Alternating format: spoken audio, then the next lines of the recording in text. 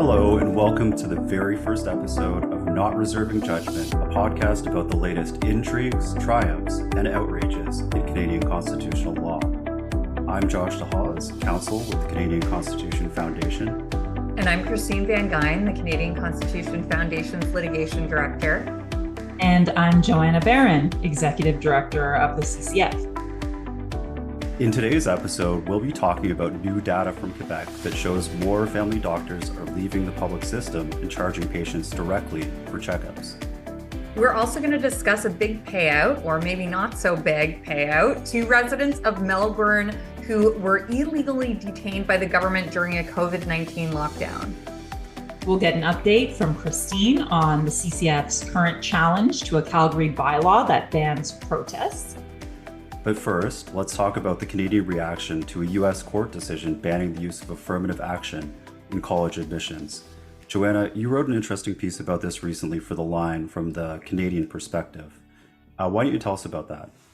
So actually it was for The Hub, but similar scrappy Canadian news media startup. We like both of them. We publish in both of them.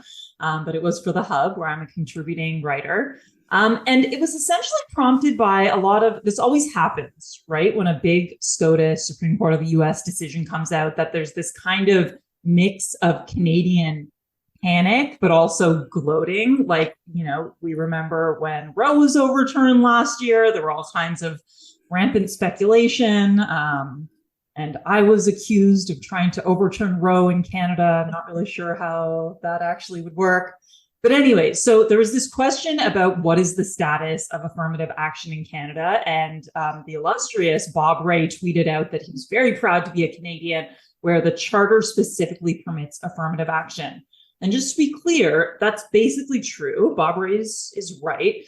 So under the equality section of the charter, so section 15.1 guarantees that you have the right to be treated equally under the law, equal treatment, irrespective of your sex, race, national origin, etc., and analogous grounds. And section 15.2 is kind of like a constitutionalized exemption to that general principle that everybody be treated equally. And it says that notwithstanding that, governments can craft programs to ameliorate the circumstances of historically disadvantaged groups. And this has been taken as the sort of affirmative action cover. And that's fine as far as it goes. But my piece in The Hub was kind of looking at the tension between that and the fact that, as we know, the elephant in the room is that affirmative action programs have gone pretty far in actually outright discriminating against certain groups. So particularly, I talk about the Toronto District School Board, which recently changed. They had an enriched programs, a specialized programs system, which was previously based on merit. And just in spring 2022, they switched it to a lottery-based program with quotas for, they call it BILM, Black, Indigenous, Latino, and Middle Eastern students, where they assign 20% of the seats to them. And there was a U of T economist who did a very detailed breakdown that found that the result was that if you were part of the BLM demographic, you were 4 times more likely to gain admission to a specialized program. And because when you look at the demographics, the kids who actually apply are overwhelmingly overrepresented, just relative to demographic share, by Asian Canadians. So essentially now if you're applying and you're Asian, because there are many more Asian kids who are applying, your chances get slashed, and kids in the 20% quota group, they get quadrupled. And we might justify that, but the TDSB, the Toronto School Board, has not kind of said what the objective of that is. So anyways, I've gone on too long, but the question is, how far can you go? And there was even a New Yorker piece that, like, it's always been the sort of bête noire, the like skeleton in the closet of affirmative action proponents in the US, that it was understood that Asian Americans who also, you know, disproportionately apply and are selected for elite colleges, that they would be the ones thrown under the bus. And I just think we have to be frank about that. But Josh, you're new counsel for the CCF, and we thought it would be a good way for our community to get to know you a bit more, because I know that you have strong feelings about affirmative action being, in a way, a part of an underrepresented, not in a way, you are part of an underrepresented minority as well.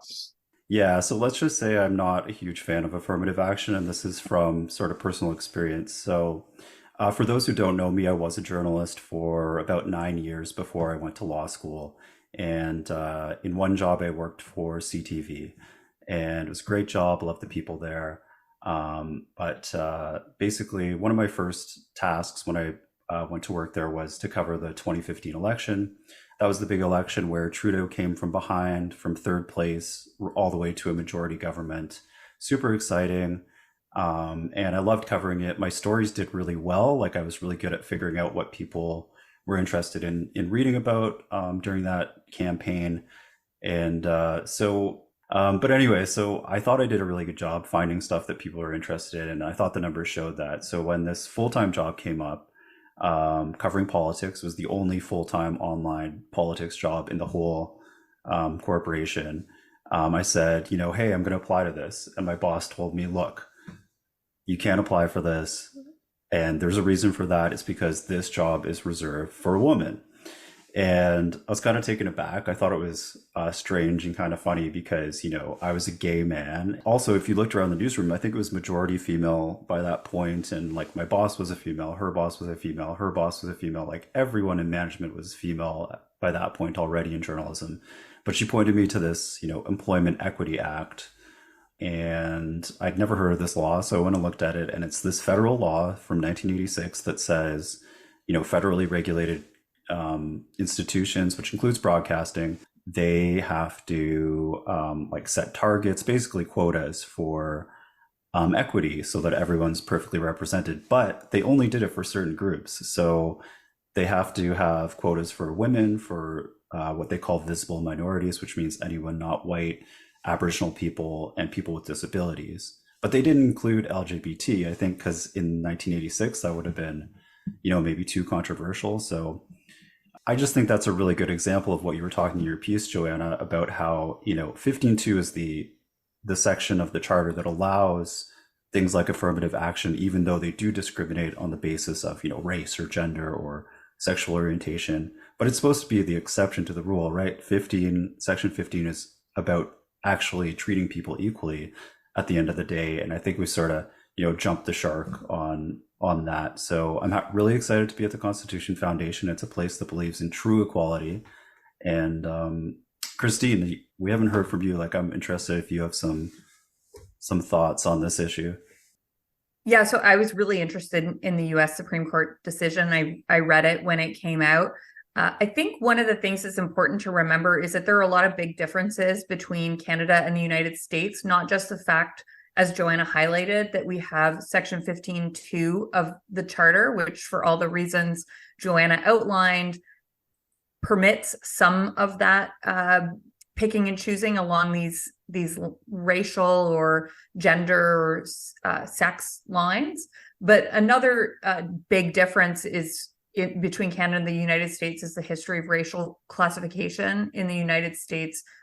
It has a really different history that has led to universities and federal and state governments using what ultimately, particularly in the United States, are quite arbitrary racial categories. We don't have the same universal list that all these institutions use, although we do have check boxes. The terms in the check boxes are different. So I'll give you an example that we've actually been using on this podcast. It's the term Asian, which actually captures a majority, I think, of the global population. But yeah, sure, let's just treat all these people like they're the same.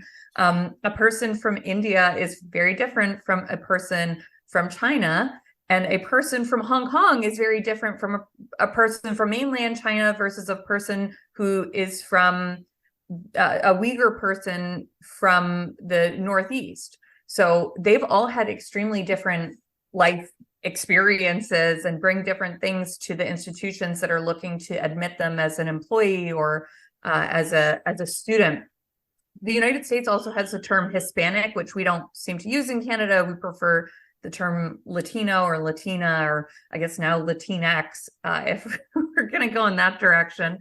But in the United States, the term Hispanic includes Black and Indigenous people, Spanish-speaking people from extremely poor rural areas in South America. It also includes Brazilians, who, by the way, are not Spanish-speaking, but in some of the classifications, in some institutions, Brazilians count as Hispanic. It also includes white immigrants from Spain. So my view from a policy as well as a legal perspective is that treating people as a monolithic group, Asian or Hispanic, it's wrong. The experiences that these people have had, it's all very different. And I like the notion that has come out from this Supreme Court decision in the United States that, sure, race can be considered because it's a part of the story of the applicant that they're telling about their grit and their ability to overcome adversity, as if that was the case as a result of their race, but not to use race as a victimhood checkbox if it doesn't actually apply to them, right? Like what I liked about the Supreme Court decision is it allows this flexibility of considering these factors without making it this automatic checkbox of, yes, I this applies to me. So that's sort of my take. I think there's a great book on this that I recommend to everyone called The History of Racial Classification in America, or it's called Classified, The History of Racial Classification.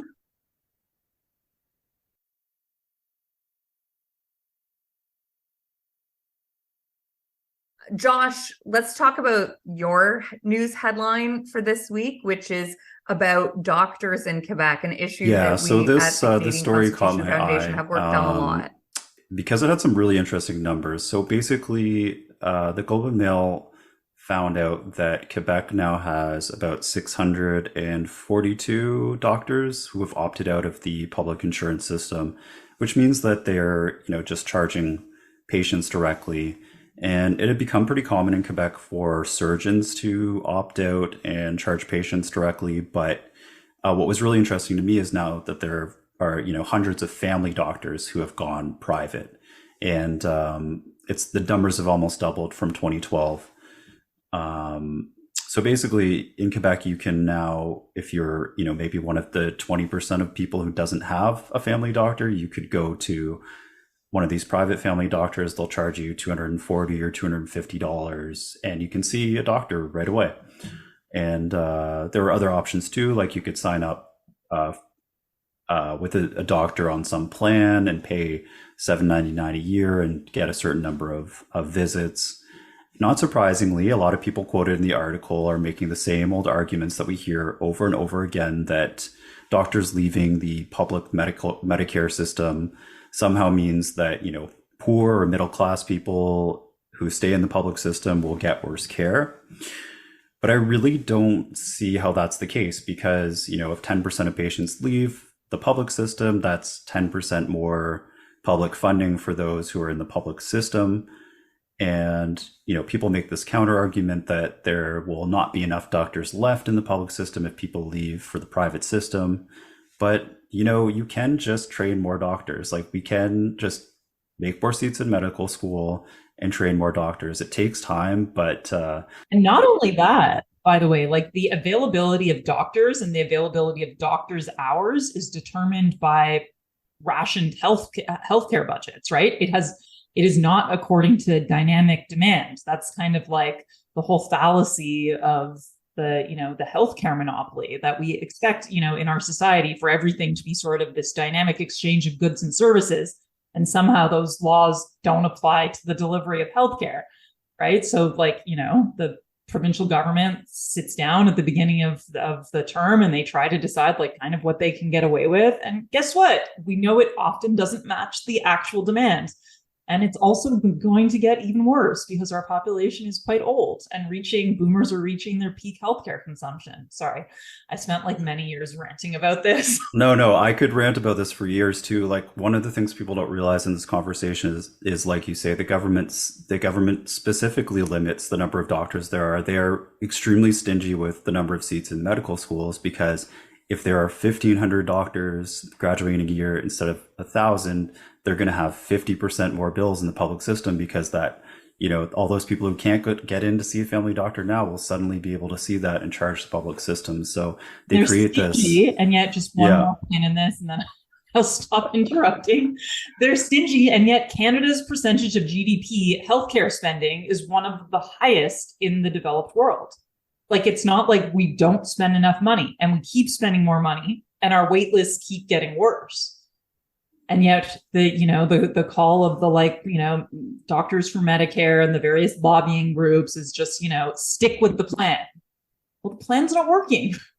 Yeah. And there are alternatives. We're the only country in the world that has the system of a government monopoly on healthcare. I mean, other than North Korea. The only Western country, non-communist country, theoretically non-communist country.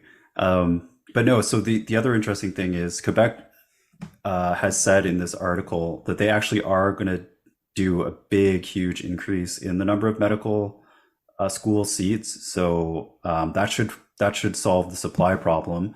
And if people can go to private doctors, that solves the revenue problem to some degree, because people are spending more dollars on healthcare that weren't there before, which means more money for everybody to go around.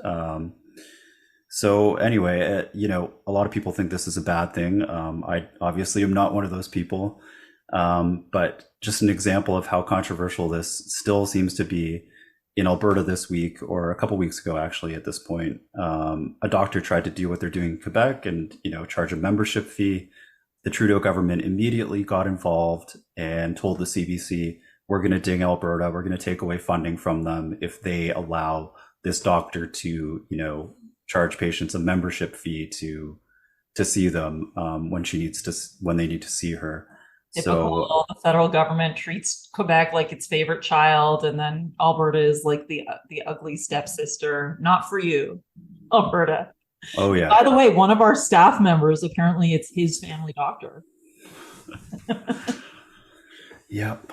But there's interesting legal history here, right? So this is a constitutional law story, right? And Christine, maybe you could explain to us why this is happening in Quebec, but not other provinces. Yeah, so there's actually a reason in this case why Quebec is getting preferential treatment. I'm not going to give an opinion about why they get preferential treatment in so many other cases, but in this situation, the reason Quebec can do something that Alberta cannot is because of a 2005 case called Shaoli in Quebec. And that was a case brought by two men, a 73-year-old salesman named George Zialoitis. I may be butchering his name. I apologize, George. And George had a number of different medical problems. For example, he'd had a hip replacement, and he had a doctor named Jacques Shaoli who provided home appointments to his patients. Some of them were high need. So Mr. Shaoli attempted to get a license to offer his service as an independent private hospital, but this application was rejected because of provincial legislation that bans private health insurance. And there's legislation like this across Canada. It's provincial legislation, but many different provinces have it. For example, British Columbia, as we will get into, has similar legislation. So both of these men, the patient and the doctor, brought a case challenging that prohibition on private insurance. And the case went all the way to the Supreme Court of Canada. And the court ruled that the Quebec Health Insurance Act and the Hospital Insurance Act that prohibit private medical insurance, when it's in the face of long wait times, up to 9-month wait times, they violated the Quebec Charter of Human Rights and Freedoms. So the Supreme Court was actually split. It struck down the prohibition on private insurance, but 3 of the judges found that it was a violation of the right to life, liberty, and security under the Canadian Charter.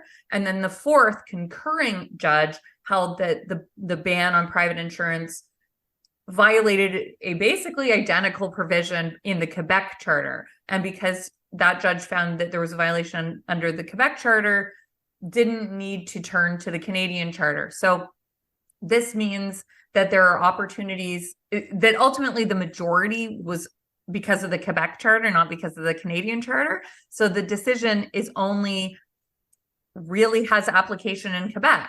So that means that there are opportunities in Quebec for private health services. And because it was under the Quebec Charter, not the Canadian Charter, the precedent doesn't apply outside of Quebec, so it wouldn't apply to these doctors in Alberta who are ostensibly doing the exact same thing as the doctors in Quebec who can do it just fine. And this case, Shioli, it's a really uncomfortable fit with another case that was brought in British Columbia by a doctor and his clinic, Dr. Brian Day and his Canby clinic, as well as a group of patients of that clinic. And that was a case that we at the Canadian Constitution Foundation supported for many, many years. Joanna, maybe you could fill us in on what happened with that case. Spoiler alert, it's very disappointing. And what Dr. Day is up to these days, and maybe what comes next for patient choice in Canada. Yeah, so I'll be kind of brief because, yes, it's a sad story, but essentially we lost at the BC trial level.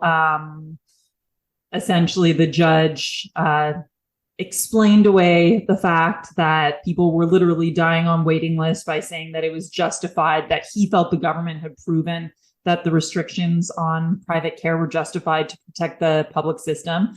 And then at the BC Court of Appeal, so we also lost, but my God, that was like any observer that would read that decision and think that in any way it was vindicating or good for the BC government is completely nuts. So the judges found that the trial judge erred in not finding that there was actually a violation of the right to life, meaning, yes, people were actually dying demonstrably as a result of these restrictions.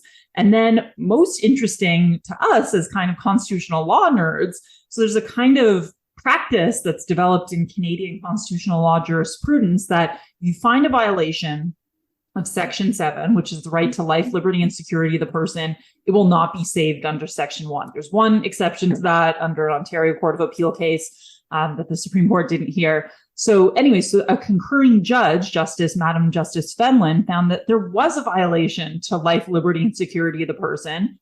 Then she had this really interesting kind of hand-wringing explanation why under Section 1, which is where you do consider broader policy objectives, it was necessary to safeguard the public interest. So for me, as a classical liberal, this is just so rhetorical, right? Because we know that like the individual harms happened, right? People died. A teenager lost her soccer scholarship because she couldn't get knee surgery in time. Walid Khalfallah, one of the child plaintiffs, is permanently paralyzed and is permanently in a wheelchair because his spine curvature was too severe because he wasn't treated in time. So these are like real concrete harms. Sorry, you can probably hear I'm like, I can't talk about this without pounding on my table at this point. And then you have this sort of amorphous, imaginary public interest, right? Like, what is the public interest? And the judge is like divining what it is. So I thought it was really interesting, and it's a clear legal tension. And keep in mind, this is a country where we use this right, Section 7, life, liberty, and security of the person, to grant the right to safe injection sites, medically assisted deaths, brothels, and security for prostitutes. Like, we're not a country that shies back in terms of like moving constitutional liberties into all areas of life. But somehow when we get to this topic, it's just everybody's running around with like chickens with their heads cut off, freaked out. So anyways, all of which is to say the Supreme Court ultimately denied leave in this case, in spite of the fact that this is clearly an issue that everybody recognizes is existential. All three major newspapers, Globe and Mail, National Post, Toronto Star, even the Toronto Star said, this is an outrage. Like, is the Supreme Court really suggesting this is not a matter of national importance?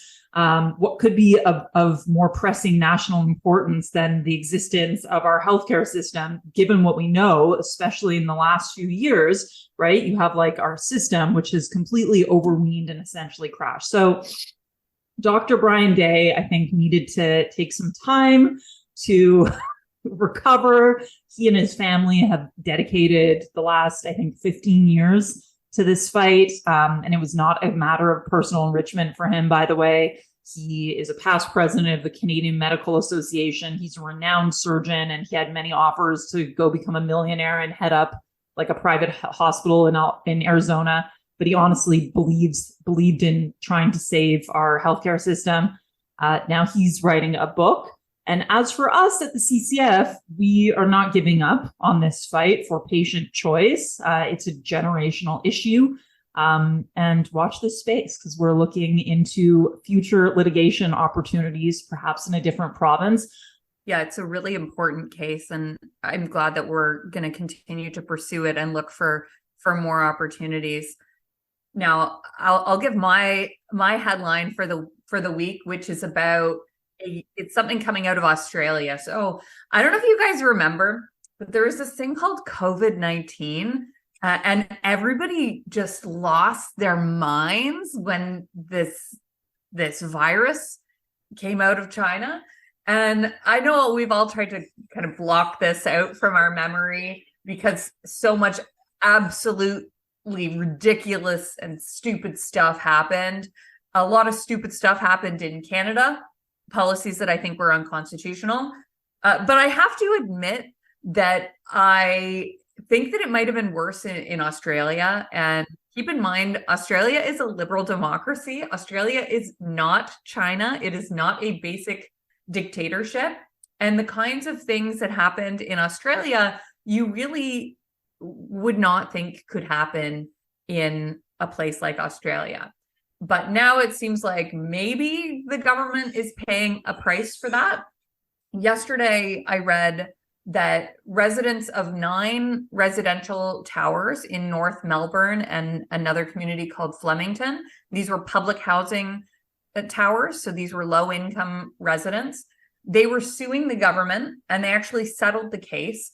And the reason for the lawsuit was in July of 2020, about 3,000 of the residents of these towers were prevented from leaving their apartment at all. They were under this really sudden and strict quarantine measure, and the police created these fence rings around the buildings, preventing people from leaving. So the residents sued the government, and it has now been confirmed that they've accepted an offer to settle the case for $5 million, which will amount to around $2,200 per adult and about $1,100 per child. That's in Australian dollars, by the way, which are worth just slightly less than Canadian dollars.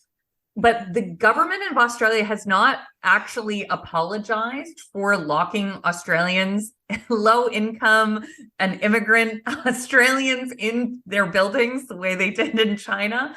And a lot of the residents didn't even initially know what was happening. It's important to keep in mind that there were a bunch of them who couldn't speak English. And the Australian government is still saying today they won't apologize and that locking these people in their buildings was justified. Personally, I don't know if $2,000 would be enough to compensate me for that experience. I value my freedom a lot. I think it's quite valuable, but we didn't see anything quite as bad in Canada. Maybe I'm wrong. Josh, what do you think? Was anything in Canada quite as bad, or do you think we're ever going to see compensation for anything that happened during COVID? Was pretty bad, and the stay-at-home order, I mean, to me, it didn't feel very short. For those who aren't from Ontario, this stay-at-home order was basically where the government said you can't leave your house unless it's for one of these reasons that we have pre-approved. And it was a list. I think at one point the list was, 27 reasons. But yeah, that order was crazy. Like I think Australia might have been the craziest of all countries when it came to how hard they cracked down, of all Western countries, let's say, in terms of how they cracked down. But that stay-at-home order was really serious. Like, it included a total ban on protest. And that meant like you couldn't even go outside as a single person with a sign by yourself with no one around to get COVID or give COVID to.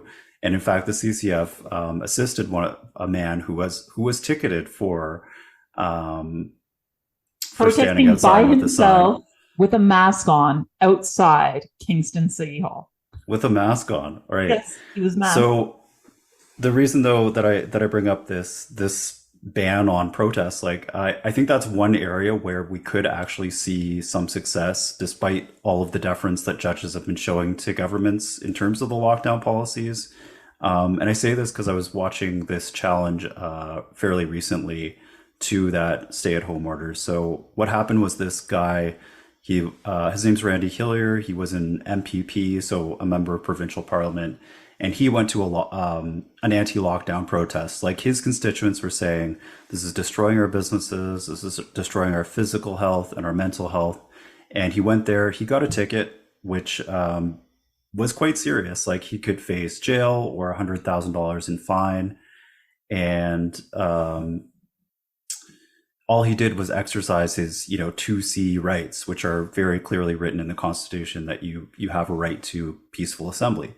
So anyway, I watched this constitutional challenge, and the reason I'm a bit optimistic is because the government was having a really hard time justifying this particular restriction.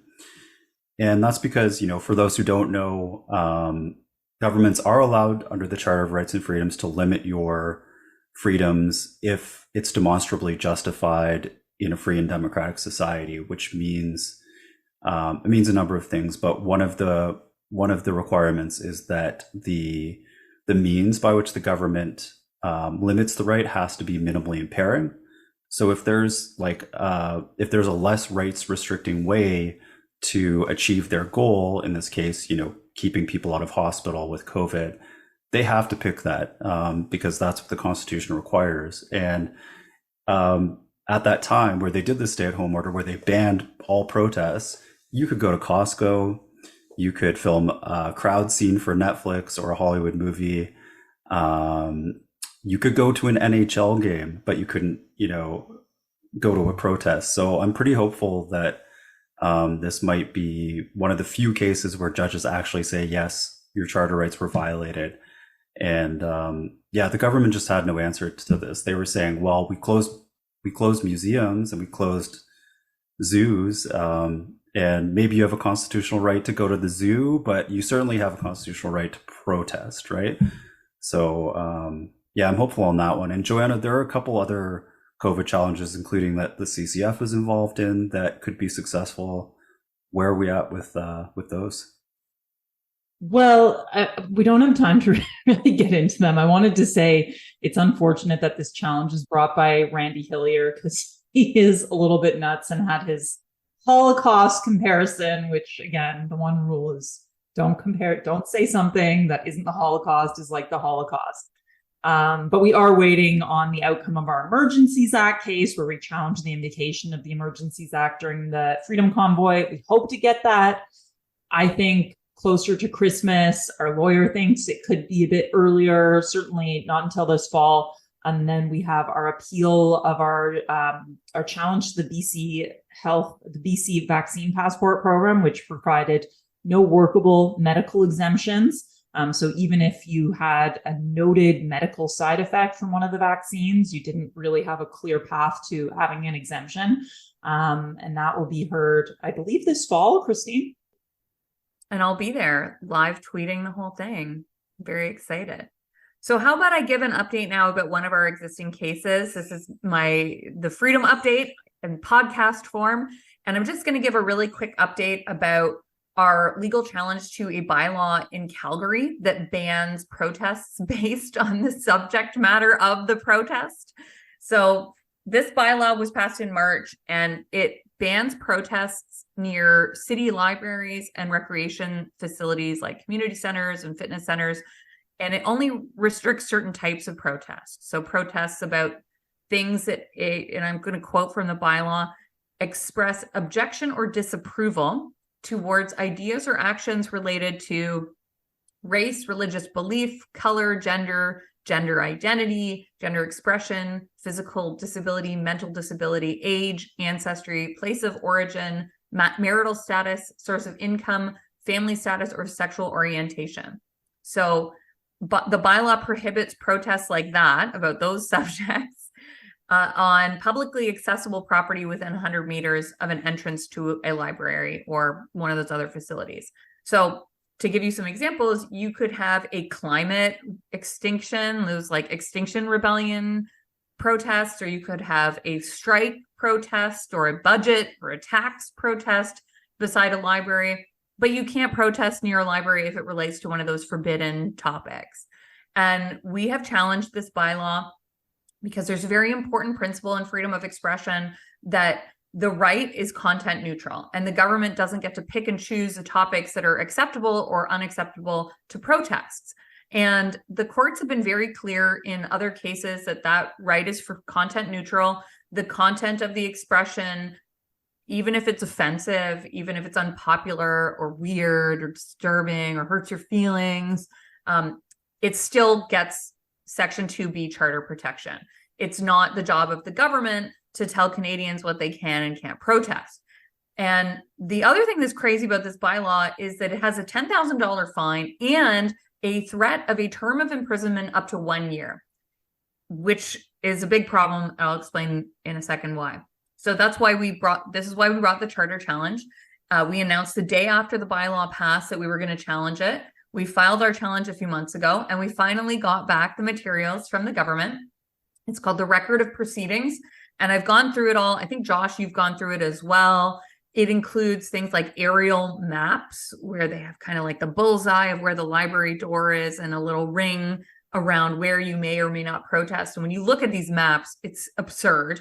The area where you can protest, where you're allowed to protest, puts you in these random residential zones that you can't even see the library. You're like on private residential property inside people's homes and things like that. Obviously, that's not where you're expected to protest, but it means that the zone that they've created is just absurd. And another thing we saw in the materials given to us by the government is that a number of councillors raised constitutional concerns during these proceedings. And we saw the response to these concerns from the city's legal department was they essentially were like, yeah, any law, any bylaw we passed could be challenged. Who cares? Let's just do it anyway. And they didn't really seem to care that there was a chance of a charter challenge.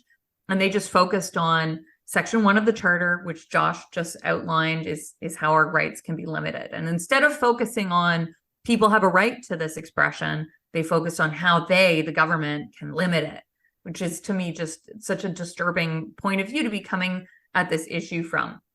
So the other update I wanted to give about the case is that we are probably going to be amending our materials because at the last minute before passing this bylaw, they changed the penalty from $1,000 to $10,000 with that threat of imprisonment. And it seems to me and to our lawyer representing us in this case that that's getting into criminal law power. The city does not have the power or the authority to enact criminal law, and creating a law with a $10,000 penalty and a threat of jail time seems like it might be outside of the scope of their power. So that's my update. Why don't we move now to our last segment, which is our bad legal takes.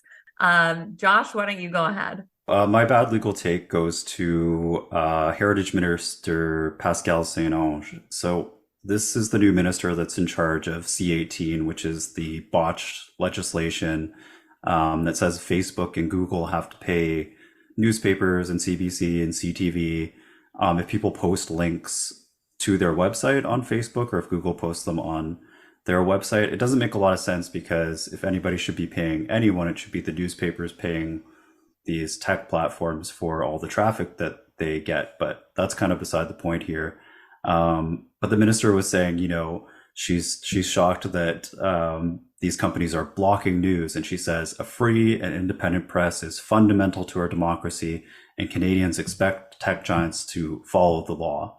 They are following the law. They're doing exactly what they were told to do, which is either pay or not allow people to post links. And they chose not allow people to post links. And it's also pretty galling to me just that this minister is acting like she's a friend of an independent media when this government has passed multiple bills that restrict the media and interfere with the media by, defining who is a journalist, who gets public funding, what content gets produced, what content gets shown at the top of your Netflix feed. And so these bills raise obvious free expression concerns that I don't think this government has any credibility to say that they are friends of an independent press.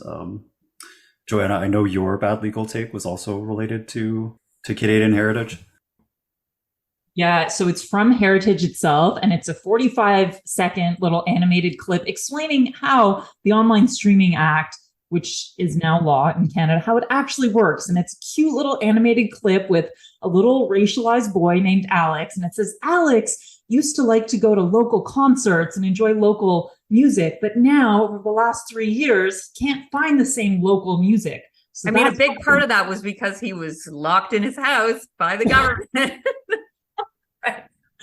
So that's why, I mean, is this a new rationale? Like, because of the lockdown, we need the Online Streaming Act? Like, that makes no sense. But anyway, so the point of online streaming is so that Alex can find the local artist that he really enjoys. Well, no. So my first point is, like, are we really making the point that, like, Canadian music artists are hard to find? Like Drake, Justin Bieber, like, really hard to find their music on the internet. And second of all, like, the way algorithms work is the type of music that Alex enjoys listening to and wants to find is what the platforms serve him up, because they want him to keep coming back to their platforms. So, like, why would Canadian heritage know better what Alex likes to listen to than Alex? And a lot of local artists, like a lot of Canadian content creators who create music for YouTube, have objected to this legislation because they say, I don't have the resources to file these applications to qualify for Canadian content and jump through all these bureaucratic loopholes. So I'm not going to, and this won't actually benefit local independent artists. It benefits the large producers of legacy media who already benefit tremendously from these algorithms. Yeah, Alex's favorite band doesn't have a lawyer to, like, file his CanCon application for every song he might puts out. So mine is not a government legal take this time, although there were plenty of those. Mine is a response to our challenge to the not our challenge, our intervention in a legal challenge to first past the post, which is Canada's electoral system. And my colleague Chris Kinsinger and I put out an op-ed in the National Post this week explaining how we think, maybe there are problems with the first past the post system. For example, there's this concept of vote wasting. You haven't actually contributed to forming the government if you voted for a member of parliament candidate who was not elected. So yeah, it's not a perfect system. There's no such thing, but the first past the post system is perfectly constitutional, and we outline why with all of these legal arguments, including that the notion of a riding-based system is in the Constitution Act 1867, that the Constitution Act 1867 and the Charter need to be read harmoniously, that the enactment of the Charter didn't just displace everything before it, and we've had the first past the post system since Confederation, and that the notion of a living tree, the Charter being a living tree, the second part of that quote from a very famous case is that the Charter, the Constitution, is a living tree capable of growth within its natural limits. And everyone always forgets this natural limits part. And we need to consider the history of Canada's Constitution when making arguments that the system we've had since Confederation is suddenly unconstitutional. So we wrote this op-ed explaining our position, and a lot of the responses were things like, I don't like first past the post. And for example, I'll read one of the quotes, which is, let the court decide on the constitutionality of the matter. Sure. Your argument will be heard therein, and I hope it's not given cred. Sadly, despite the damage first past the post wreaks upon our country, its politics and citizens, our political class refuse to reform first past the post in favor of proportionate representation. And my response to this is that is not a legal argument. Don't respond to my legal argument with a policy argument. Essentially, what this tweet is saying in response to my op-ed outlining our legal position is, I hope the court ignores you because I don't like first past the post. It doesn't matter if you like it or not. The prime minister, our current prime minister, promised to get rid of first past the post. He didn't do it. Vote in somebody who was going to adopt your preferred policy approach. Don't come banging on the doors of the court to enact policy that's completely not their role. Their role is to interpret the Constitution. So these legal takes just drive me crazy because they're actually feigning a legal take is just a policy take. So don't tell me you're making a legal argument. The court should reject our argument when your argument is not even a legal argument. So that is my legal take or bad legal take of the week. Why don't I throw it back to you, Josh, to tell people how they can support our podcast and our work? Sure. So, well, first of all, we hope you'll rate us, review us, and subscribe to the podcast wherever you get your podcasts. And just remember that you can also support us by subscribing to the Canadian Constitution Foundation's YouTube channel, by following us on Twitter, or by visiting our website, theccf.ca. The Canadian Constitution Foundation is a nonpartisan legal charity, and it's funded entirely by your donations. So please click that donate button on the website if you can. And if you have ideas for the show, you can write to me, Josh Dehaas, at jdehaas@theccf.ca, to Joanna, she's at jbaron@theccf.ca, or to Christine at cvangeyn@theccf.ca. Thanks for listening.